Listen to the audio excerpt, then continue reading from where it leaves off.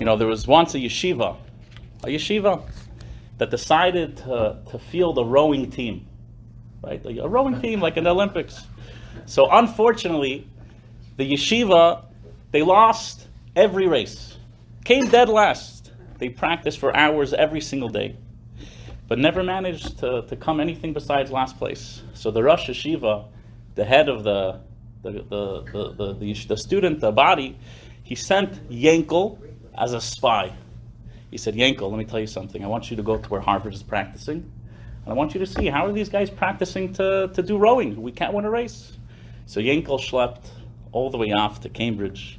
He hid in the bulrushes of the Charles River, and he sees how the students are rowing. Yankel returns to the yeshiva. He's so excited, and he tells the rabbi, I figured it out. So the rabbi says, no, what's the secret? So Yankel says, it seems that we should have 8 guys rowing and only 1 guy shouting.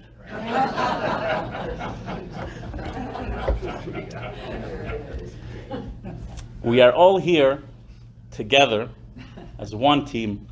Jews, we're all one team, different parts of a rowing boat. We all want one thing, to inspire ourselves so we can inspire the next generation to be as committed, if not even more, to the beautiful Torah and the mitzvot that we all have and that we love in our life.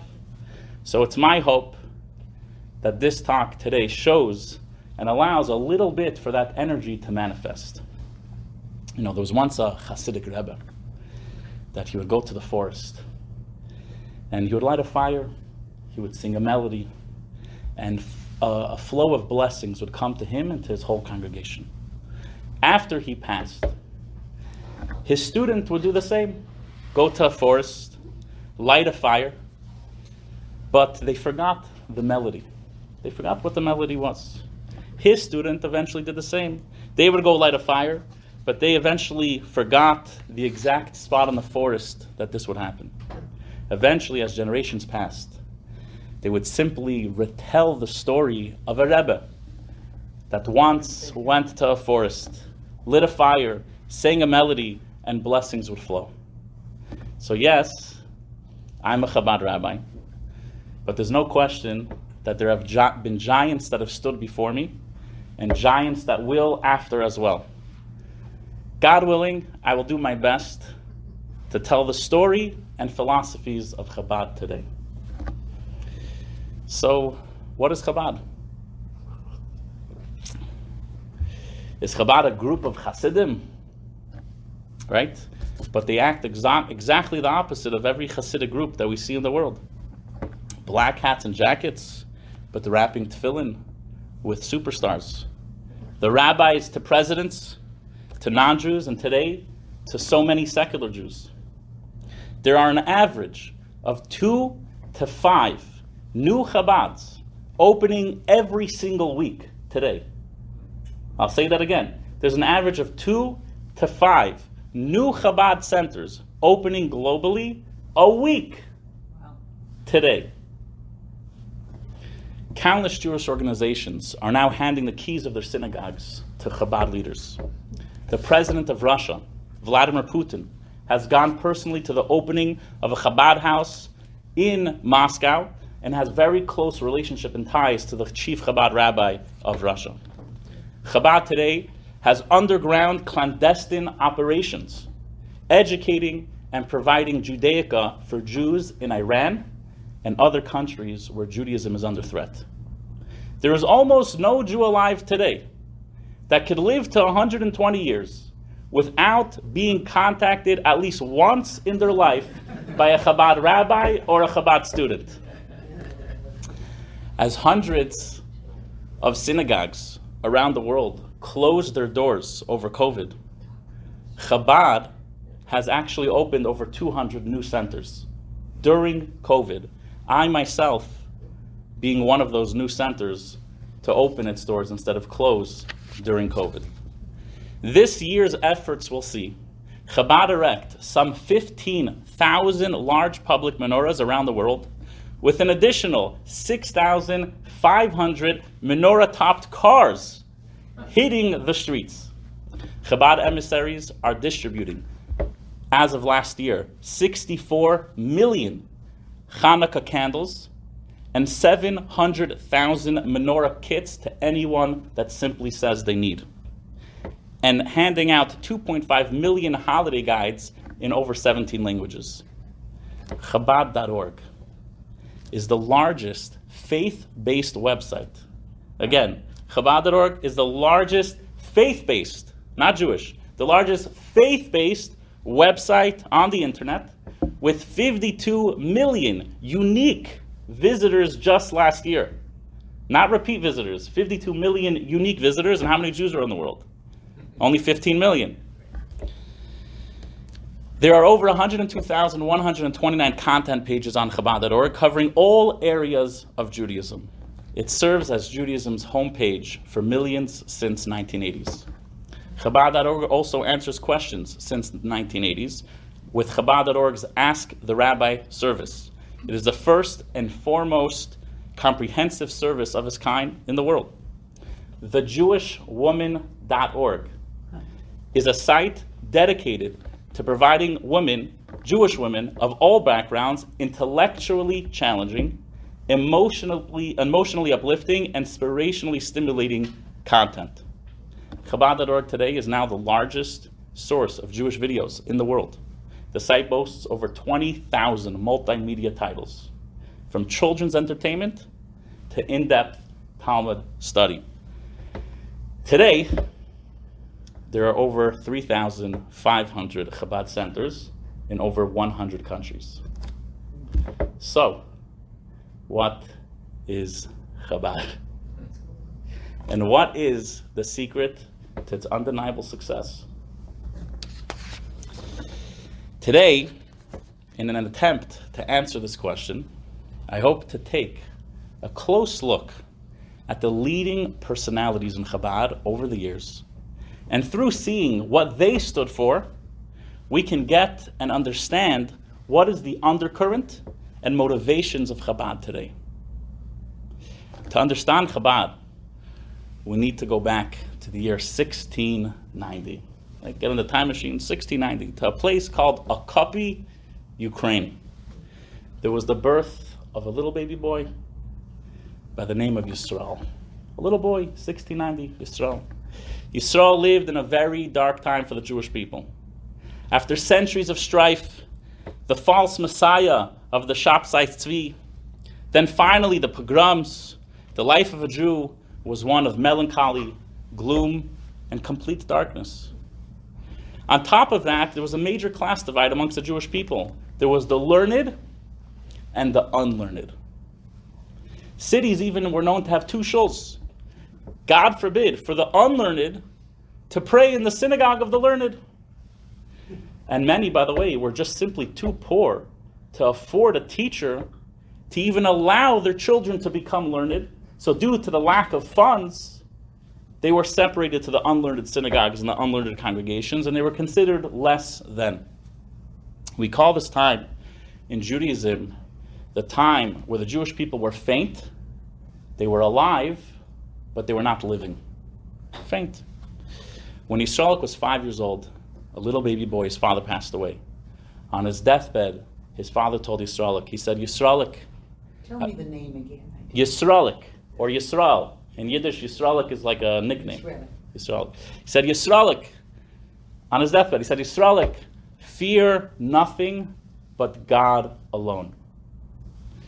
This would begin a very positive and personal relationship of Yisrael with God. Fear nothing but God alone. So now I have to build a relationship with God to be able to fear nothing besides God. In order to fear nothing but God alone, he had to truly develop an understanding and a relationship with God. He would spend hours alone pondering God's existence in the nearby forest. By the age of 16, Yisrael was found in the forest by a member of what we call the Lamed Vav Tzadikim. The Lamed Vav Tzadikim is in English, it translates as a 36 tzaddikim. There's 36 righteous people in every single generation that remain hidden throughout their entire life. So Yisrael was approached by a member of the Lamed Vav of the 36. They took him in, where he grew incredibly, both personally as well as spiritually. In 1734, at the age of 36 years old, he revealed himself to the world and started openly, right? He was hidden. Now he started openly revealing his teachings. Today, we all know this Yisraelik as Yisrael Baal Shem Tov, the founder of the Hasidic movement.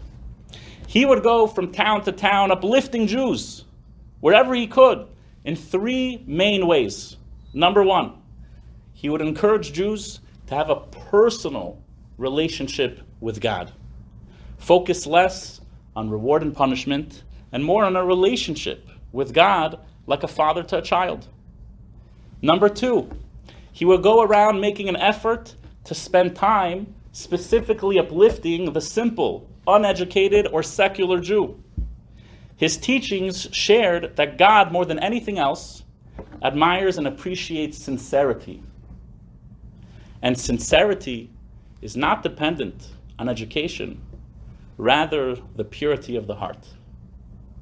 And this was found in many ways more amongst the simple Jews.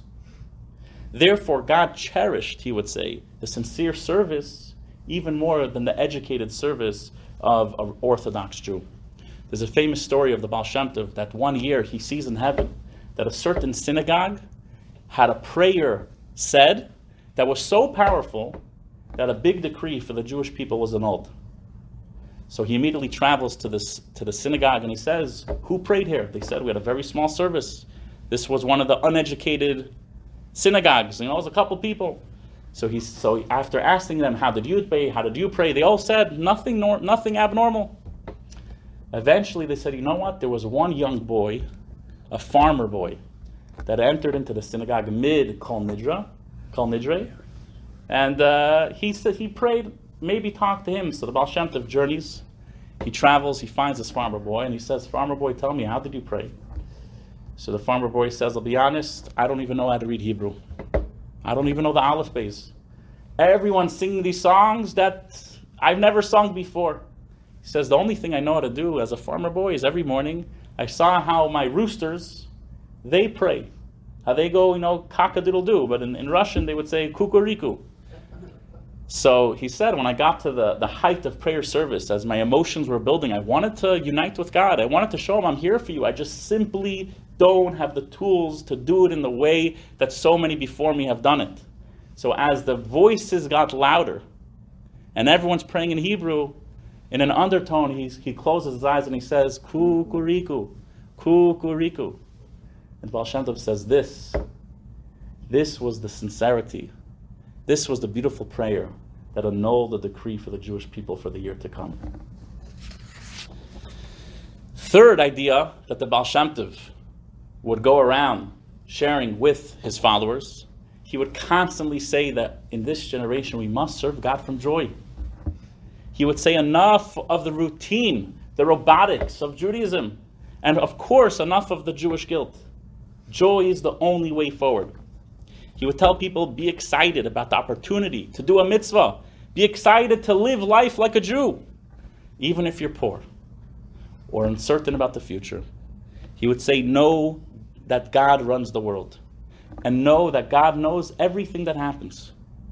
And in all of God's greatness, he still truly loves each and every one of you. And he cares about our well-being. He cares about the outcomes. And therefore, how could we possibly not have a reason to be joyous? The Baal Shem Tov, the Baal Shem Tov was asked a lot of interesting questions in his life. One time the Baal Shem Tov was asked, someone asked him and said, why is it that Hasidim, which are the followers of a Hasidic Rebbe, a Hasidic leader, why is it that Hasidim are constantly bursting out into song and dance at the slightest provocation? The Hasidim are dancing and singing. They asked him, they said, is this the behavior of a healthy sense and a sensible and stable individual? What is this constantly jumping and singing and dancing? So the Baal Shem Tov, he responded with a story, and he said, once there was a musician that came to a town, a musician of great but unknown talents. He stood on a street corner and he began to play. Those who stopped to listen could not tear themselves away from this beautiful melody. They were enthralled by a music that came from another world. Before long, they were moving to the rhythm, and the entire street was transformed into a dancing mass of humanity around this musician. So a deaf man walking by, seeing all the commotion, the deaf man stood there and he wondered, he says, has the world gone mad? Right? Why are the townspeople jumping up, singing, dancing, holding hands in circles and circles right here in the middle of the street? So Hasidim, concluded the Baal Shem Tov, are moved by the silent melody of divine providence that issues forth from every creature in God's creation. If this makes them appear to those with less sensitive ears as crazy, should they therefore cease to dance? Right? I should note that there were many in the Jewish world that opposed the Baal Shem Tov vehemently. As is, whenever there is something new, there is opposition. But maybe, more than all, the Baal Shem Tov bridged the gap between the elite learned class and the average Jew. So that was the founder of the Hasidic movement. Now we're going to skip to the founder of the Chabad movement, because Chabad is a sect within Hasidism. There was once a plane, an airliner, and it was flying, and all of a sudden there's engine trouble. So the pilot instructed the cabin crew and said, guys, prepare the passengers for a crash landing. So all of the stewards and stewardesses are going around checking seatbelts, making everything in line. Eventually, the captain says, no, is everyone ready to roll? Are we ready for this crash landing? So the steward replies and says, all is set back here, Captain, except one Jewish lawyer who is still going around handing out business cards.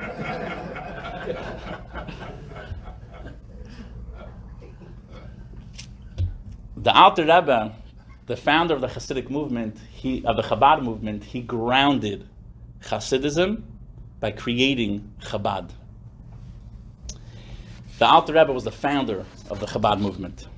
So I have to say, the Alter Rebbe was a phenomenal character in Jewish history. Absolutely just undescribable. Few luminaries in Jewish history, particularly in modern times, have made as lasting and profound a contribution to our spiritual heritage as Rabbi Shneir Zalman, the Alter Rebbe, the founder of the Chabad movement. When was this? This was 1745. He was born 1745, he passed away in 1812. So just around when the United States was being formed, Chabad was being formed as well. 1740 to 1812. Can you say his name again? We call him the Alter Rebbe, which means the old rabbi, because he was the founder. It's Yiddish. Alter is old. So the Alter Rebbe is the founder of the Chabad movement. We call the old Rebbe. Since him, there were 7 more Rebbes, the last being the famous one, Menachem Mendel Schneerson. And the Alter Rebbe's actual name was Shneir Zalman. But within the Chabad world, we just call him the Alter Rebbe, the old Rabbi. So the Alter Rebbe, the founder of the Chabad movement, his works embrace the entire spectrum of Jewish thought, mysticism, philosophy, psychology, ethics, and law, and represent an expression of unparalleled creative genius. The Alter Rebbe actually grew up as what we would call a Masnagid. A Masnagid is someone that opposed Hasidic philosophy. So he actually grew up in a community where they said, we don't want to have anything to do with this Hasidic sect of Judaism. Eventually, he found his way to the town of Mezrich, where he became a student of the Maggid of Mezrich, who was the rabbi that took over the Baal Shem Tov, the founder of the Hasidic movement. So the Alter Rebbe would be the 3rd generation of the founding of the Hasidic movement in general, but the first beginner of the Chabad movement. The Alter Rebbe was an incredible intellectual and a very strong, deep seeker of truth. Maybe, this is why the Alter Rebbe's magnum opus, the Tanya, has single-handedly brought tens of thousands, if not hundreds of thousands, of Jews back to Judaism. Tanya. His magnum opus, his main work of his lifetime was the Tanya, Tanya. The Tanya is learned daily by all Chabad Hasidim, all followers of Chabad, and it's possible that since he was such a strong seeker of truth, that his main work, the Tanya, has been the book that has single-handedly brought literally hundreds of thousands of Jews back into observant life. Is that on your website? Absolutely. In English, with video commentary, for men, for women, for children, whatever you need. It's all there. Not even a question, in probably every language that is spoken by Jews. As what would become a staple in Chabad philosophy, the Alter Rebbe would go to tremendous lengths to be there for Jews, not just religiously, but also physically. Not just religiously as a rabbi, but also physically. There's a story of the Alter Rebbe was by Kol Nidre on Yom Kippur, and they were about to begin the service, and all of a sudden he walks out of the service. He leaves.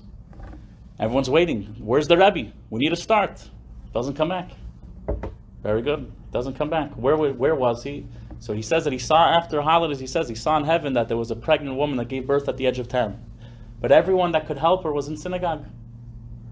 So he said, a Jewish woman just gave birth. She needs someone to help him, and I'm going to help her, and I'm going to sit here and stand and pray. Our job is to be there for each other, not just spiritually. We must find every opportunity to love a Jew for the entirety of the Jew, for the body as well as the soul. And he went, and he broke Yom Kippur. He actually kept Yom Kippur halachically because it's to save a life, but he left synagogue, he chopped a tree. He lit a fire.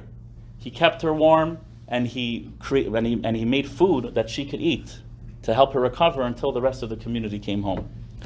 This was a new concept that the Alter Rebbe, the founder of the Hasidic movement, really started pushing.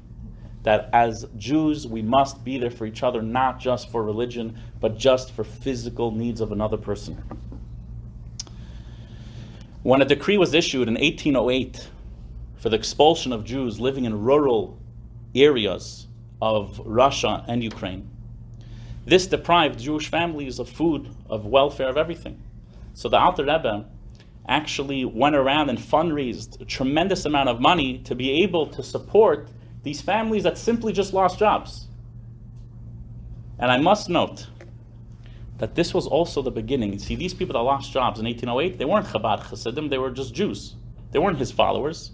So I have to share that I believe that this was the beginning of Chabad Rebbes seeing themselves not as simply leaders of their communities, but they literally viewed themselves as leaders of the entire Jewish world globally, which is a very unique undertaking, but they did that day in and day out with their actions, right? The Alter Rebbe going to these mountain Jews and making sure that they have an income, it's a whole new concept, taking on the responsibility of all Jewish Jewry around the world. Being there for another Jew, I'll share a personal story. In 1994 in Los Angeles, there was a big earthquake, the Northridge earthquake. So it happens to be that my home, where I grew up in, my parents' home, was the only home on the block that didn't receive tremendous damage or completely collapse. So what happened? My parents went out on the street, and they went to every neighbor, and they said, if anyone needs a place to sleep, a place to eat, you come to our house.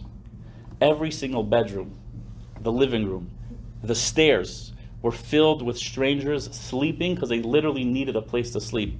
My father ran to the city, bought boxes of pasta, cans of tuna, because you had to feed tons of people, right? He wasn't there giving a religious sermon, but it's our job and our responsibility to love every single Jew and to be there for each other, even physically. They probably weren't all Jews. And they probably weren't all Jews, exactly. So the Alter Rebbe, he focused on two teachings in his lifetime. or there are two aspects of his leadership. Number one, the Alter Rebbe was constantly fighting the governments or the Tsar or secular Jews that were part of the Enlightenment movement that would stop at no end to secularize the next generation of Jewish youth.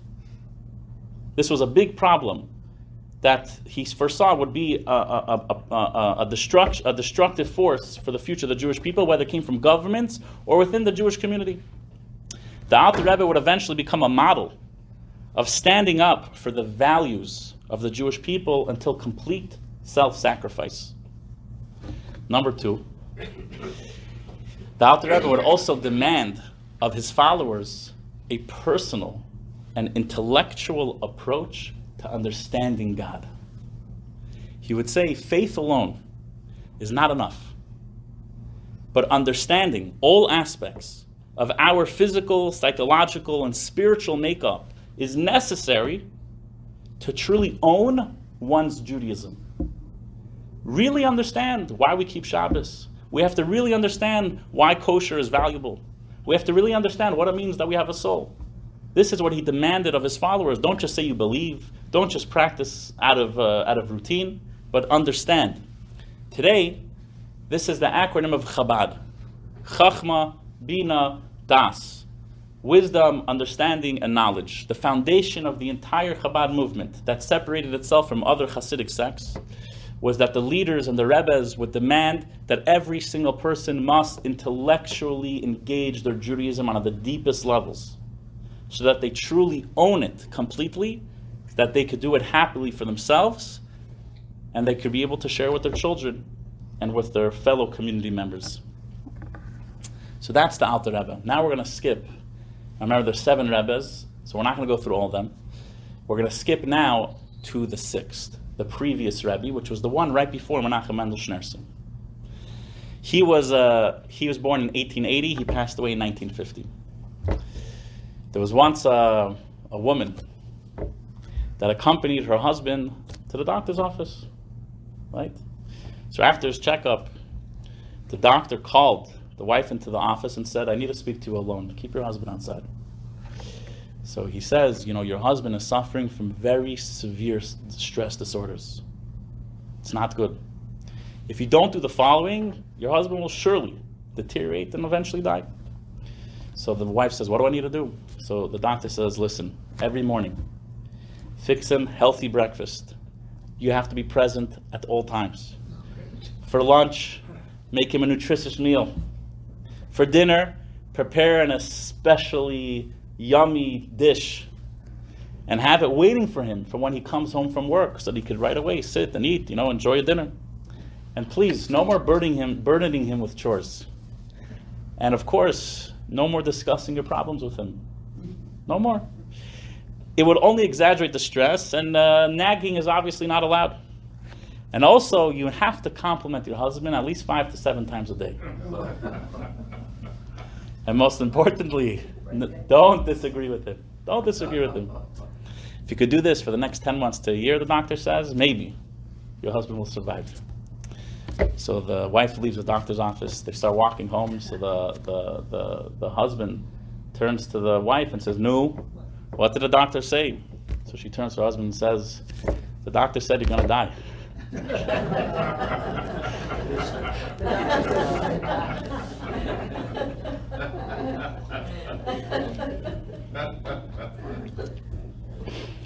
The previous Rabbi Yosef Yitzchak Schneerson, we call him the previous Rabbi, the Friedecker Rabbi in Yiddish.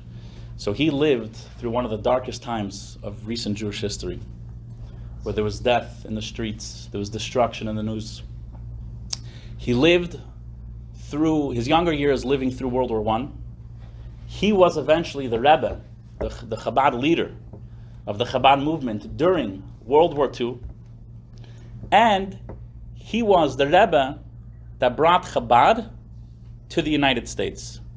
Because until now it's been in Europe. The previous Rabbi, for lack of better words, he was a fearless lion. A lion for the Jewish people. The Tsars. Stalin. Hitler, communism, bans on religious education was what he would need to navigate as leader of Chabad. No one would want to be him during this time. Where was he living? I'm sorry? Sorry for interrupting. Where did he live? So he lived in Moscow. He lived in Riga. He lived in different places. He basically had to move as the Nazis advanced. He was constantly moving, and even during Stalin's rule, he was imprisoned, and he eventually had to keep moving and moving and moving. So he basically lived all over Europe until he came to the United States. So he was a Rebbe that we would say would literally sit in the bunkers with his followers arm in arm. He was an incredibly emotional leader. He would laugh, he would cry, he would sing, he would dance, all together with his followers. He was not in a high office. He was down there in the trenches. A burning love for the well-being of every Jew. A painful responsibility to lead during this horrific time. And enemies that no man could escape, produced a leader that was a man of love, a man of conviction, and of unparalleled bravery. In 1917, with the Russian Revolution, it opened a new frightening era for the Jewish people. Religious education of the young was banned. Practice of Judaism was systemically obliterated.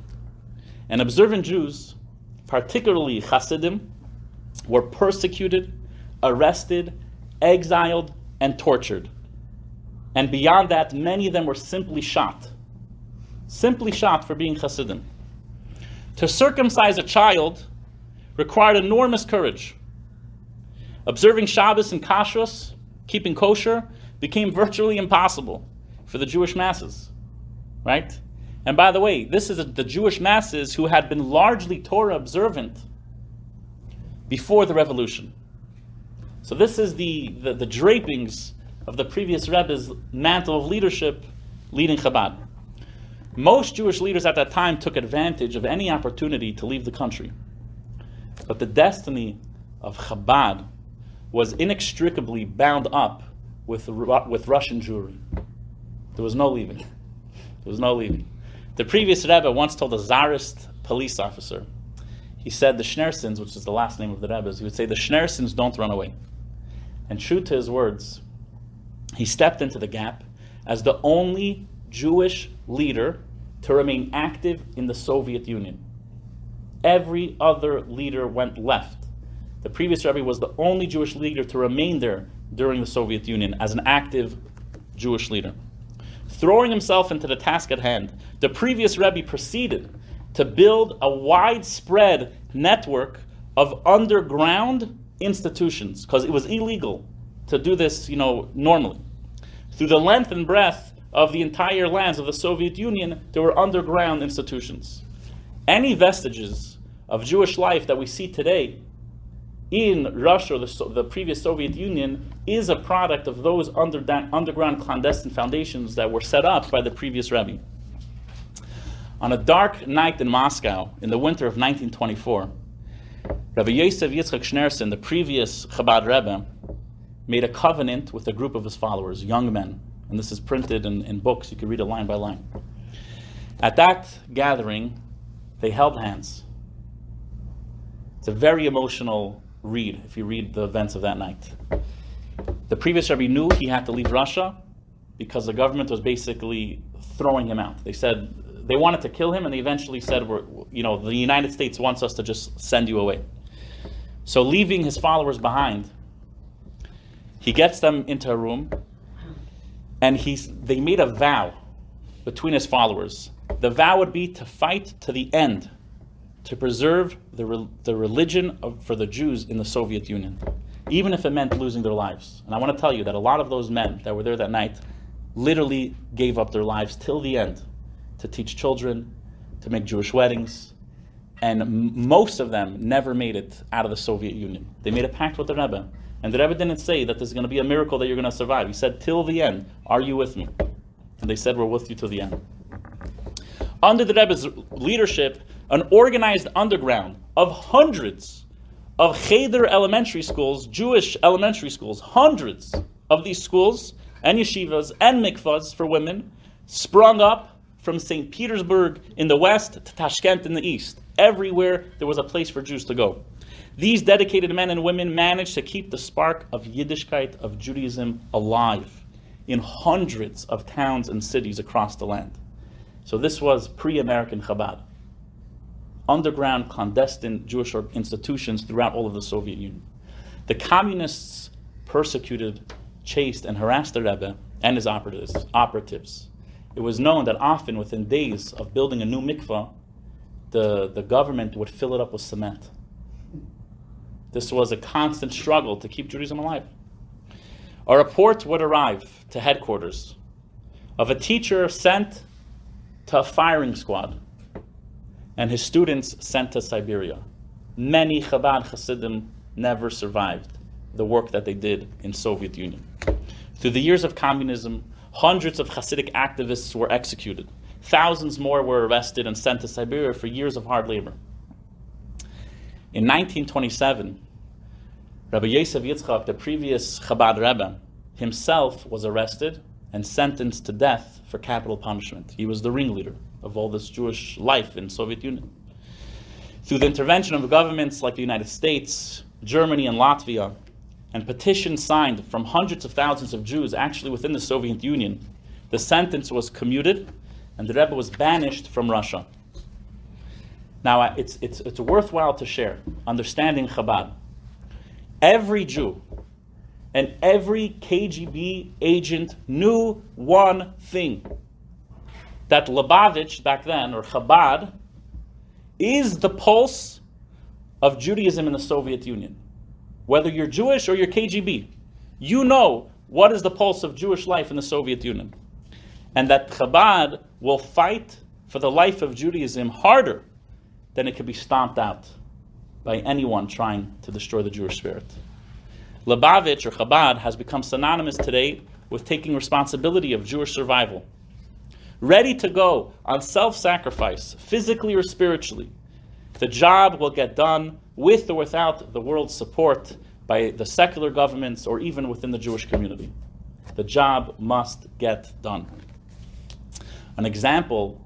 One final example of the self-sacrifice that the previous Rebbe would go to keep Jews physically alive as well as spiritually alive. There was once a czar the czar was ruling that Jewish rabbis would no longer be able to lead, as well as Jewish cheder, Jewish elementaries had to be closed down.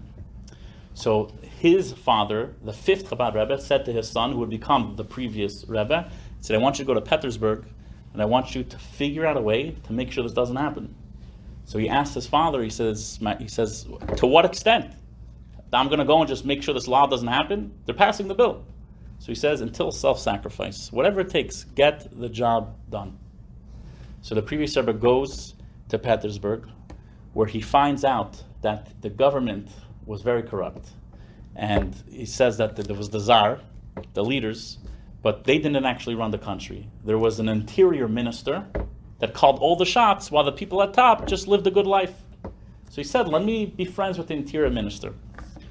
He ends up meeting the interior minister, and the interior minister actually really likes him. He says, you're a bright kid, you're a smart guy, I like the conversations we're having. And they started spending time together. The interior minister had an all-access pass to the Capitol building in Petersburg. So what ends up happening is the interior minister gives his pass, all-access pass, to the government building to the previous Rebbe. He was younger, maybe like 27 years old at the time. The previous Rebbe goes to the Capitol building where there's police officers, he's risking his life being a Hasidic Jew or even coming in without permission. He walks to the interior minister's personal office, and on the desk was the bill banning the religious future at that time for the Jewish people. And he takes the bill, he sees a stamp which says rejected. The previous Rebbe in the interior minister's office stamps the paper that says rejected, he folds it, and he places in the file that says for publish, like already been serviced. He snuck out of the Petersburg government building, and this is how the Jewish people were able to survive a few more years, because this law was never passed. This is what we're talking about, a fearless lion that put it all on the line, that a Jew should be safe physically or spiritually. Now, eventually, the previous Rebbe came to America. And in America, there's a whole new world. When did he come? 1940. 1940. In America, there's a whole new world with a whole new set of problems. There's no more czars, right? There's no more Stalins. There's no more ghetto. There's freedom. People would say a joke that it's not such a funny joke, but they would say that the boats coming into Ellis Island would have problems coming into dock because so many Jews, when they were leaving Europe and coming to the new land, they were throwing their tefillin into the ocean to say we're leaving this behind. The joke was that the boats can't even dock anymore from the mounds of tefillin of Jews trying to forget about the Jewish practice.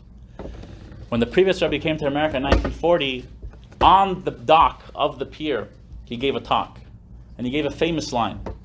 I'll say it in Yiddish, then we'll translate. He said, and that in 1940, he said, "America is nicht anders," which means America is no different. And he said, America is no different. The Jewish people could thrive here just as much as they thrive there. We're going to work to bring Judaism in a positive way to every single Jew. We are not slowing down, and the Jewish spirit will not slow down. America is nicht anders. Now, I don't know if any of you ever lived in Brooklyn, but I recently moved here from Brooklyn, spent a couple of years there. So in the Orthodox communities, if someone gives birth on Shabbos, right, how do you get to the hospital? So you could drive a car when someone's going into labor because it's a life-threatening situation. But some people, they don't want to have to deal with parking. They call a cab, Today it's Uber, but you call a cab. This way you don't have to go through parking. Your wife can go straight into delivery. So there's once a guy, he calls the cab company, and he says, so I need a cab, but do me a favor. He's a religious guy. He doesn't want to make another Jew drive on Shabbos. So he says, do me a favor, just if get me a cab driver that's not Jewish, give me a cab driver that's not Jewish. So the guy says, we'll find you a cab driver that's not Jewish. We got you. He gets into the car, his wife gets into the car, and in the old cabs, it's not an Uber. You guys, I'm sure you remember, they used to have those walkie-talkies to base. You could hear the dispatcher in the cab. So he sits into the car, and the dispatcher says to the guy, so tell me, did you pick up the anti-Semites yet? The Rebbe was born in 1902, passed away in 1994. He was dealing with a different world. Yes? I just want to say that I was born in Borough Park on Christmas Day, 1930. Wow. You should all acknowledge that. That's huge. You were 10 years old when the previous Rebbe was still moving and shaking. Beautiful. Yes? How is Chabad funded, and how does one become a rabbi in Chabad? So those are very good questions. We could right now pause the train and go and open up for question and answer session. I just think it'll maybe be more valuable if we just finish it off. We're at the Rebbe, we're almost done, and we're going to answer those questions. Those are very good questions. So if you don't mind, maybe we'll just save it for a few minutes. Continue. Beautiful. So the Rebbe, Menachem Mendel Schneerson, the Chabad Rebbe that we all know of today, he was born in 1902. He eventually passed in 1994. The Rebbe was born 1902 on the 11th day of Nisan in Nikolaev, Russia. Who was he born to? He was born to a renowned Kabbalist, a Talmudic scholar, and the leader of the community at that time, Rabbi Levi Yitzchak Schneerson, and his mother was Chana. Eventually, he married the previous Rebbe's daughter. Right, the lion, he married his daughter. And that's how he eventually became the successor. Now, what's interesting about the Rebbe, it's hard to imagine, because we're talking a leader, books are being written, and after you finish a book, you're like, I feel like there's something else out there. There has to be more. Right? This is a leader that they're going to say, there was, if you go fast forward 1,000 years, it's going to be Moses, Maimonides, no question about it, the Rebbe is going to still be part of the conversation. But the Rebbe never wanted to be Rebbe. Like, legitimately did not want to be Rebbe. After his father-in-law passed away in 1950, for a full year, all Chabad Chassidim would harass the Rebbe and say, no, you're the guy. You're the guy. We know you're the guy. There's other rabbis, there's other sons-in-laws of the previous Rebbe, but please take on leadership. Had the previous rabbi tapped him? What do you mean, like chosen him? Uh-huh. So it's interesting to note that the previous Rebbe did not like leave a will saying who should take over, but the previous Rebbe loved his son-in-law, which eventually became the Rebbe, dearly, and eventually asked him to be his right-hand man running the operations of Chabad headquarters at the time. So the Rebbe today, before he was Rebbe, was very much involved in day-to-day operations as the right-hand man with the previous Rebbe. If you look at photos of the previous Rebbe, in many of the photos you actually see what's today would known as the Rebbe just standing next to him. And that's why people were like... It was kind of a natural... It would be a natural thing as well. The Rebbe, before he was Rebbe, he would have like small schmoozes with people. I don't know if anyone here ever has heard of a Farbrengen, which is like a Hasidic gathering where people, you say a little Chaim, you share, you open, get a little, just between us, have a good time, get inspired. So the Rebbe would be asked a lot of times by the yeshiva boys. The yeshiva boys would say to, at that time, Menachem Mendel, they would say, Menachem Mendel, could you maybe you come Farbring, come like you talk well, like make it happen, So the Rebbe would do that type of stuff. And, but the second the previous Rebbe passed away, he became like, I don't want to have anything to do with this. I don't want to become Rebbe. He would actually often say that if you ask me one more time to be Rebbe, I will run away to a place never to be found again. He was not kidding. During that time, groups of Chassidim, veteran Chassidim, which were alive by the 5th Chabad Rebbe, by the 4th Chabad Rebbe, they were older, right? They actually signed documents like pledging their allegiance. They're like, you're the guy. And we're all signing this paper saying you're the guy. And the Rebbe said, one more conversation about this, it's over. So this is just to recognize that he never wanted to take on leadership. Did he explain that to them? Did he explain that to them? So it's interesting. This is a little off script, but I'll tell you that we have to understand what a Rebbe is. A Rebbe is a very spiritual being. And what's interesting is that the Rebbe, even till the day he passed, he would visit the resting place of the previous Rebbe, his father-in-law. And many times people would ask him questions, and he says, I'll give you the answer when I return from his resting place. Right? So at that time, he would actually tell people, he would say, why do you need me when you could continue to tap into him? Which is a very deep, very spiritual concept. And obviously, maybe not you, but me, it's hard to directly tap in. But the Rebbe obviously was, so he's like, guys, like this could just continue. But after a year, everyone said, we need someone. So 1 year later, on the yahrzeit, the passing anniversary of the previous Rebbe, there was a gathering held to honor the previous Rebbe. And at that gathering, the Rebbe accepted officially the mantle of leadership. Where was that? This was in 770 Eastern Parkway, Brooklyn, New York. Brooklyn. In his inaugural address as Rebbe, he spoke about the love of Torah, the love of God, and the love of every Jew, and how they were all truly one. You can't have one without the other. You can't just love Torah and not love Jews. You can't love God and not love Torah. They were all one entity. He actually brought 6 examples in his opening address, in one talk, right, about how one must love his fellow Jew over everything else. He brought 6 stories in his opening talk about people being there for Jews physically, forget spiritually. Just love a Jew. Today, possibly more than anything else, every Chabad rabbi asks himself constantly, do I truly love every single Jew that I know? Right? What more can I do to be there for them on their level? The Rebbe also stated at his opening inaugural address that there'll be nothing free with my leadership. I'm not doing the job for everyone.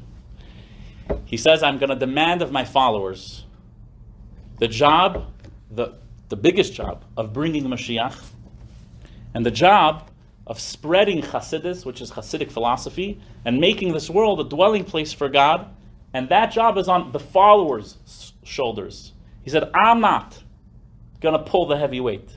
I'm giving it to you. The Rebbe was also the post-Holocaust Rebbe, right? 1951, post-Holocaust Rebbe. Elie Wiesel, a famous writer and Holocaust survivor. So Elie Wiesel had a few personal audiences with the Rebbe, and in one audience, he actually asked the Rebbe, he says, Rebbe, he says, I don't understand. You saw the tragedies of the Holocaust. So how can you still believe in God? So the Rebbe answered him, and he said, after what I saw in Europe, what do you want from me? To believe in man?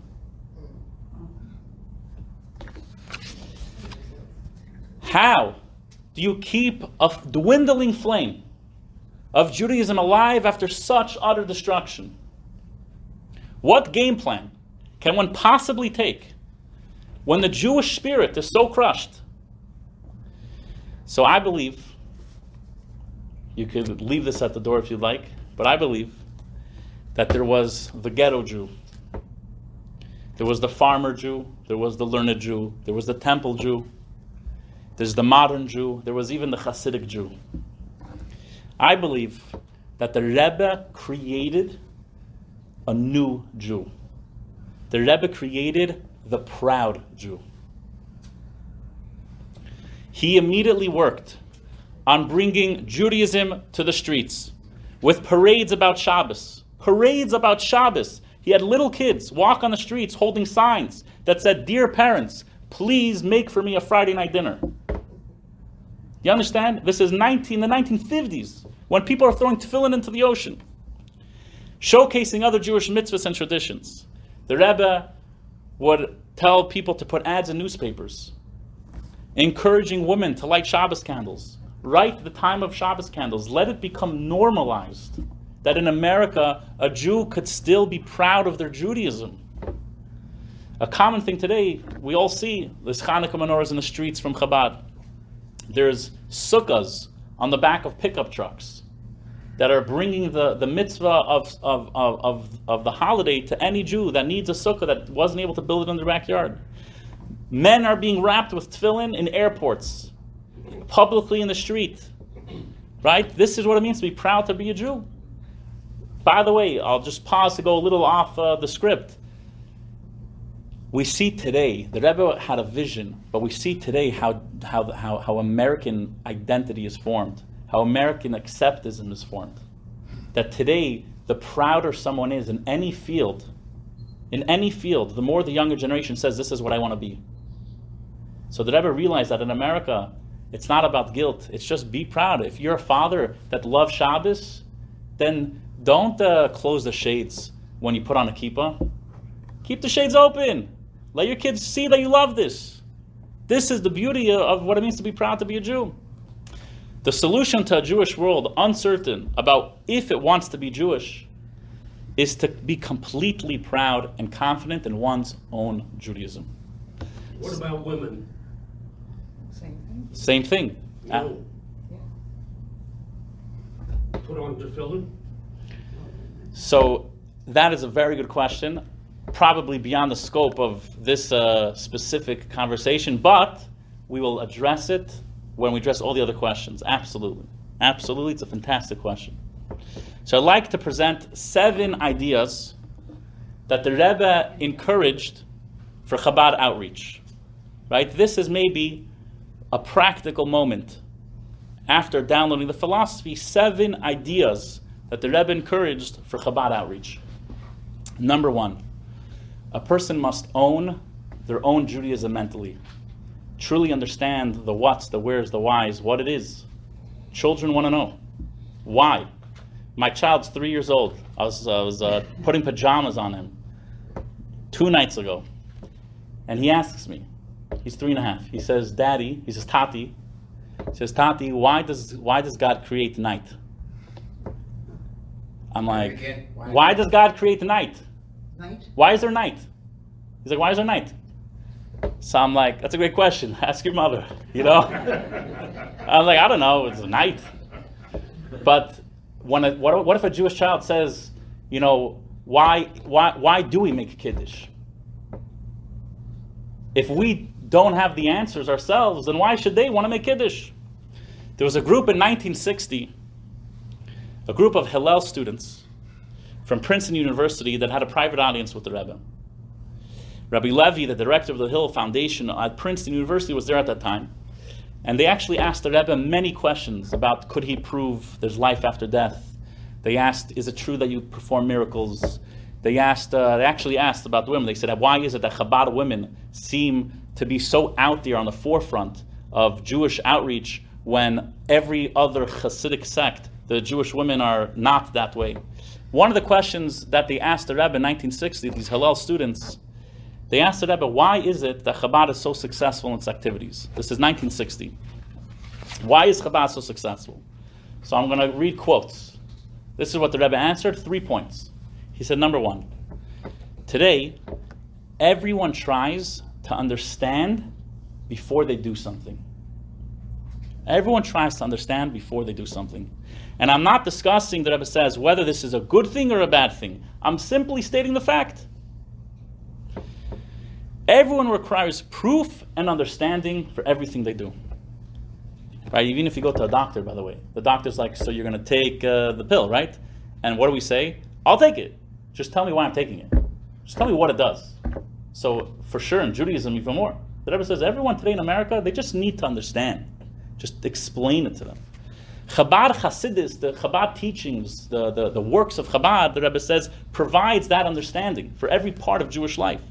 It explains aspects of Judaism so that they can be understood by anyone with intellect. Number 2, the Rebbe says, as a Chabad Chassid, as a follower of Chabad, I have a more categorical answer. He says, I have no doubt that Chabad Hasidus, the teachings of Chabad Hasidus, is the truth. And he says that if something is true, it must be successful. It must be. Number 3, the Rebbe says that in a modern world, we can't have a Judaism that is ashamed of itself or embarrassed of its details. Rather, a Judaism that is confident, bold, and proud. 1960 to a group of Hillel students. We'll just leave it, the words speak for themselves, the Rebbe's words. Number 2, idea number 2. Every Jew, the Rebbe would speak, has a soul. And this soul can never be extinguished. The Pintel Yid, or the inner spark, the essence of a Jewish soul, is something that the Rebbe would address in almost every single talk. Every talk, the Pintel Yid, every talk, the essence of a Jewish soul. He would say every Jew has a soul. And that soul wants and desires to serve God.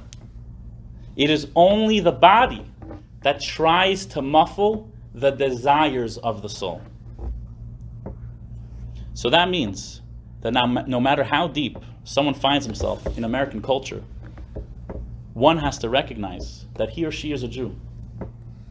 And that soul still wants God. Doesn't make a difference where we live. And that soul simply needs a little wake-up call to be able to be felt. What is that wake-up call? A mitzvah.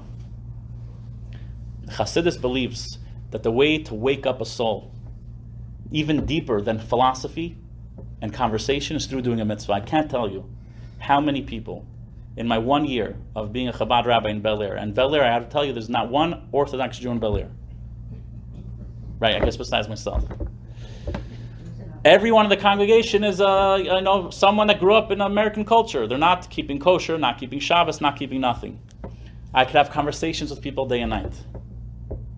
Some of the most powerful individuals, people that are successful in the world, in the eyes of the world, all of a sudden, the woman learns a little bit about Shabbos, a little bit of what it means to light Shabbos candles, and she lights it on time, properly, the way it's written in the Bible, there's something electric that happens where inside they said, this is it. This is it. This is something that I'm not getting in the rest of the world. When a man does a mitzvah, where he puts on tefillin, this is it. This is something that goes beyond advertising gurus. This is something that goes beyond meetings of people saying, maybe if we give, if the bagels are a little warmer, and if the colder was a little, if the lox was a little colder, maybe the generation will care. Instead of trying to constantly focus on what does the body of a Jew want, just go straight through. Go straight to the soul that is so thirsty that when they taste it, it says, Tamar Yuki Teiv Havaya. In Psalms, Tamar Yuki Teiv Havaya. If you just taste, you will see that God is good. Our job is just give taste.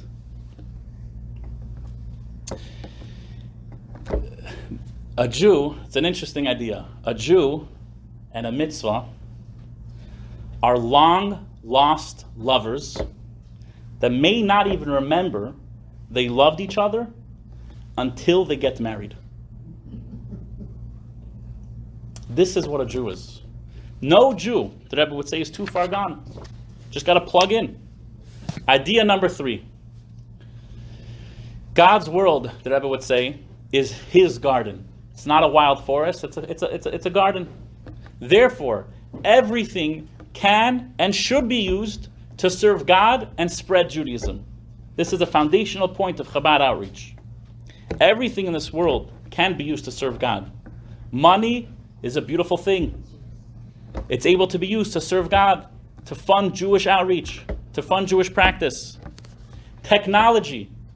You know, technology is just as Jewish as a religious book if it's used properly. What's the difference between a computer viewing an article about the weekly Torah portion and a book on your shelf that has the weekly article of the Torah portion? A computer is incredibly holy. The Rebbe from the late 1980s would actually have satellite trucks broadcasting his sermons, which were actually spoken in Yiddish, live onto public television. Do you understand? A Hasidic Rebbe had trucks, satellite trucks. Back then you needed trucks with these huge satellites. He was broadcasting his talks on television when every single other Orthodox Jew was saying that television is the worst thing that you could do. And this guy is not only not pretending it doesn't exist, but he's telling his followers, I want you to figure this out. And we got to find a way to use it for God. The Rebbe would speak that we must embrace technology for good. Chabad sees technology as a religious responsibility to take every technology, to learn it, and see how it can be used for good. Number 4, the 4th idea of the Rebbe in outreach. And this one is possibly one of the strongest. The Rebbe would speak about that it's our responsibility to bring people to Torah, but not to bring Torah to the people. I'll say it again. The Rebbe would say it's our job to bring people to Torah, but not to bring Torah to the people. What does this mean? As Chabad started to do more outreach, the Rebbe made it very clear that for this to work, we can never bend an inch on Torah standards. Not only that, the Rebbe would say that this generation of Jews doesn't want to be pandered to, but rather this generation of Jews is seeking truth and authenticity. Today we see how this is 100% the case. I'll tell you a personal story. I was in a lady's house in Bel Air 8 weeks ago, and this lady says, Rabbi, I need you to do me a favor. First she asks me what's going on in Chabad, what's your new activities. So I actually said that we think we want to bring the first kosher product to Bel Air. I know no one here keeps kosher, but it's a good thing for the children to see, to understand what kosher is. It's a good eye-opener for them. So they said, what do you want to bring? I said, we should have soft-serve kosher ice cream in Bel Air. Why not? Soft serve kosher ice cream.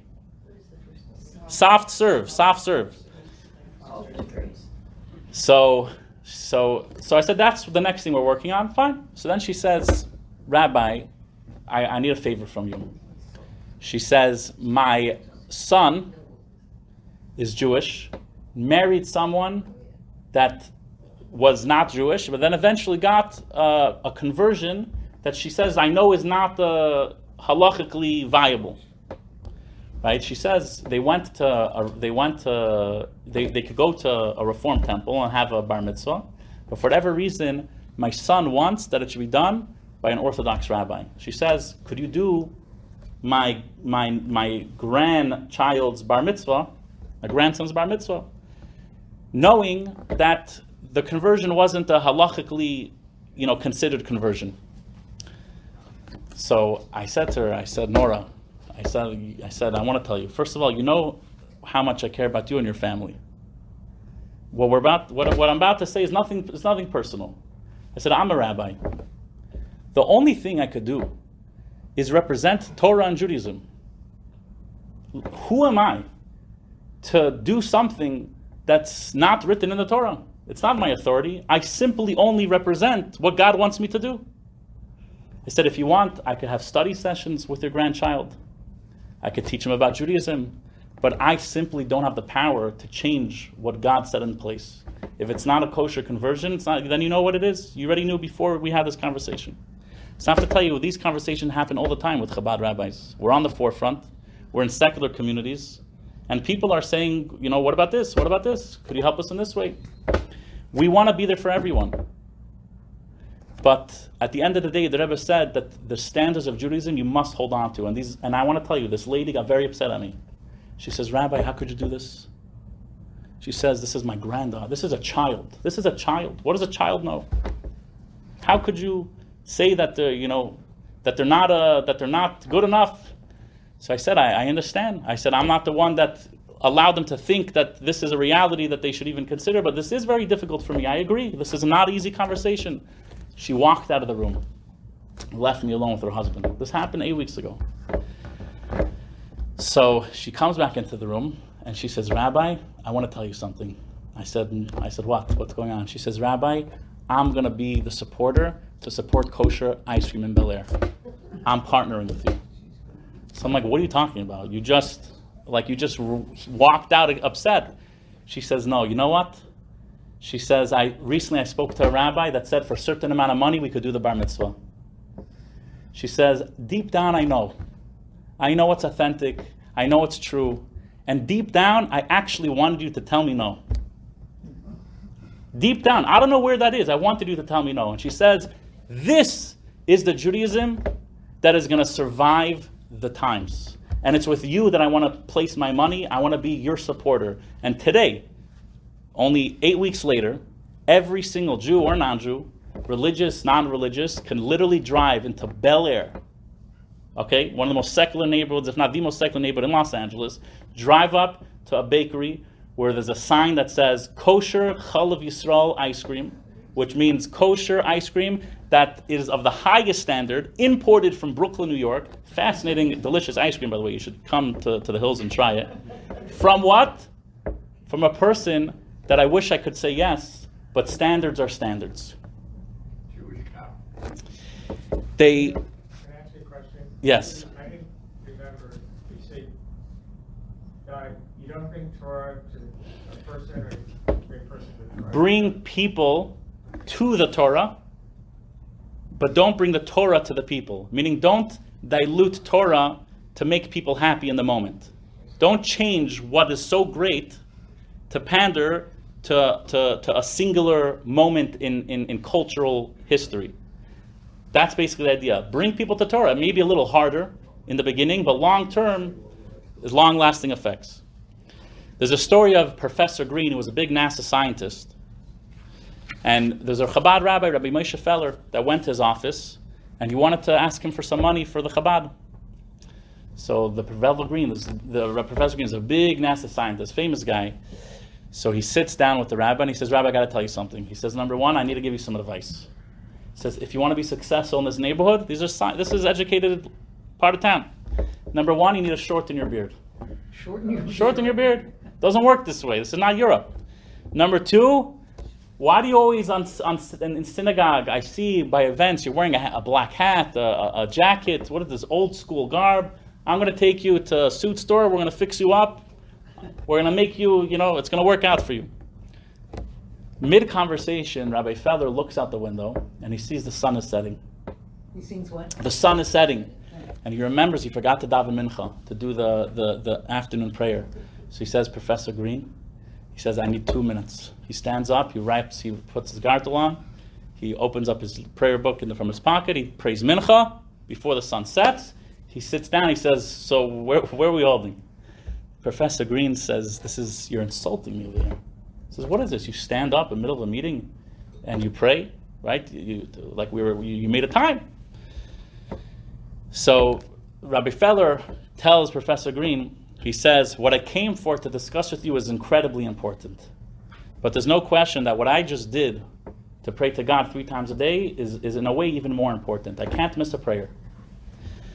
So what ends up happening is Professor Green tells Rabbi Feller, he says that dedication to God over a financial conversation just impressed me more than any other Jewish experience I've had to date. Today, Professor Green is known as Velvel Green, and from that day today he's completely Shomer Shabbos, he's completely kosher kitchen, and he's a regular attendee at the local Chabad. There's a study that shows that a child that grows up in a synagogue where there's a mechitza, where the men and women sit separately, is 70% more likely to marry a Jew. So when it comes to Jewish continuity, sometimes we think that if we just make things a little bit different, maybe more people will enter the synagogue. But where are these people, the next generation? There's a story of a boy, his last name was Solomon. He went to a modern Jewish school, not an Orthodox Jewish school growing up. And he actually was a wild kid. And eventually he started getting into drugs. He was selling drugs in 7th grade, selling weed to everyone in his school. After he got kicked out of school, he started in the nightclub business. He was a good Jew, he knew how to sell, he knew how to talk, he knew how to do things right. So eventually, he was at his highest moment when a local TV station said, we want to do a documentary on your life. You're just such a successful kid. He's sitting at the premiere of the movie documentary, there's press outside, celebrities, everything. He walks out of the premiere. He looks at the screen and he sees himself. He says, this is what I've become. So this doesn't, I don't actually like myself. I actually don't like myself. And he left his own premiere. He tells his mother at home, he says, I'm going to either to go to Islam or I'm going to India. I need to find my spiritual core. So his mother tells him and says to him, he says, I don't understand. We're Jewish. Go to the synagogue. Before you search in Islam, before you search in India, you're Jewish. Go to the synagogue. See what Judaism has to offer. So he turns to his mother. He says, go to Judaism? He says, I went to a Jewish school growing up where not one of my teachers or rabbis kept anything in Judaism. No one even said that any of this is applicable in practice. So he says, if they don't believe in the authenticity and the full-fledgedness of this religion, then I know that I must go somewhere else. So eventually his mother forced him to go to a local Orthodox synagogue. Today, he's known as Beryl Solomon. Today, he's in the movie business. And you can find him on YouTube. He just released a film this last night about the power of giving charity. He's an incredible advocate about studying Judaism in its original form so that the next generation doesn't have to go through the experience of saying, where is the truth in Judaism? And that no child should ever have to travel to India or go to another religion trying to see what we have to offer to our own people. My friends, the younger generation, they want authentic Judaism. They want to hear the version of Judaism that was given on Mount Sinai. Now more than ever, all we need to do is lay it out for them in a loving and positive way. That's all we need to do. Number 5 of 7, idea 5 of 7. This is fascinating. This is an approach that is completely unique to the Rebbe, and when you hear it, you'll understand how Chabad works in the modern world. The Rebbe told people to focus on individuals and to focus on mitzvah. What does this mean? The value of a mitzvah for Jewish continuity is unparalleled, even over building big buildings. The Rebbe says that every single Jew needs individual attention from the rabbi. Everyone has to have a personal relationship with their leaders. We must find time, the Rebbe would say, not only to build institutions, but to build individuals, to give them the care that they need in their own personal life. The Rebbe would many times say that all of civilization is made up of small villages. And every small village is made of a few individuals. If we could just uplift a few individuals, eventually we'll uplift all of civilization. Number 6 of 7, through love and simply love. Positive Judaism is the only way forward. It's not possible for the younger generation to serve God or Judaism out of guilt. Those days are long gone. Anyone that is being guilted into Judaism will eventually, sadly, find another place which welcomes them with a smile, but it may not be a Jewish place. You know, there was once a student on campus that went to his Chabad rabbi and he says, "Rabbi, I see you're very stressed out. I see you're very stressed out. Rabbi, what's going on?" So the rabbi says, "You don't understand. I have so many programs. It's that time of season. There's so much going on. I need to get everything done." You know what the student told his rabbi? Powerful line. He says, "Rabbi, please don't make programs. Just be happy, be religious, and that alone is enough for us to be happy and continue to come back." People just want a positive Jewish experience. There was once a guy that made a mikvah, and there was a controversy in the city. A rabbi in the next town said, "I don't want anyone to go to this mikvah." He eventually came to the Rebbe and said, "Now I want to start in my congregation. After the mikvah, I want to start bringing kosher meat into Miami." You know what the Rebbe told him? The Rebbe says, "I want you to do it, but on condition you partner with the rabbi that opposed your previous project." So he says, "Are you crazy? This guy opposed everything I do." The Rebbe says the only way for Jewish survival is if every sect of Judaism is united. If every single rabbi works together on the same team, we have the same goal. Number 7, the final thought of the Rebbe's approach to outreach. The Rebbe would say how every single Jew is a leader. And this was in 1950. By the way, today, with social media, with the younger generation, you could see the Rebbe's vision of seeing individuals as leaders. Every single person is an influencer today. Everyone's grandkids is vlogging, is holding a cell phone, talking, sharing their ideas. The Rebbe in 1950 said every single Jew should be an influence in their own world to show the beauty of Judaism. And all of us, every Jew, whether you're a rabbi or not, is equal in this responsibility for being there for another. The Rebbe would say, if you know an aleph, teach your friend an aleph. Every person is uniquely equipped to inspire another Jew. So to close, the Jewish future is 100% very bright. Not even a question. We have a beautiful playbook of 3,500 years of resilience. We now see that the younger generation is thirsty for something. They may not know yet that that thirst can be quenched by a combination of Judaism, love, and learning. All we have to do is help them simply drink. Let us focus, moving forward, on unconditional love for our fellow Jews. Let us celebrate in each other's mitzvahs that we do, and not, God forbid, point out where things are lacking with another person. You know, there were 2 guys sitting in a Chabad synagogue, and the guy said, "Wow, look at the vision of the rabbi 20 years ago to build the synagogue, bringing Jews together." So the other congregant said, "No, we're not sitting in the rabbi's vision of 20 years ago to build a synagogue. We're sitting in the Rebbe's vision of 50 years ago to bring every single Jew together with love." Lastly, final words.